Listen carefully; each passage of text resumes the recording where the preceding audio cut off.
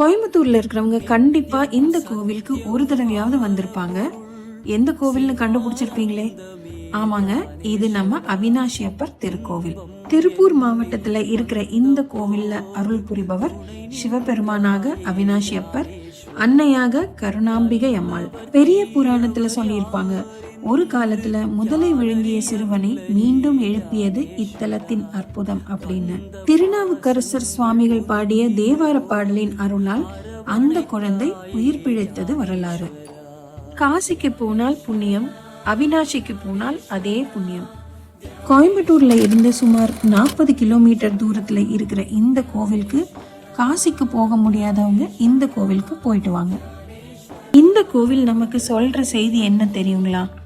சோதனை எவ்வளவு பெரிதாக இருந்தாலும் இறைவனை நம்பியவர் ஒருபோதும் அழிய மாட்டார்.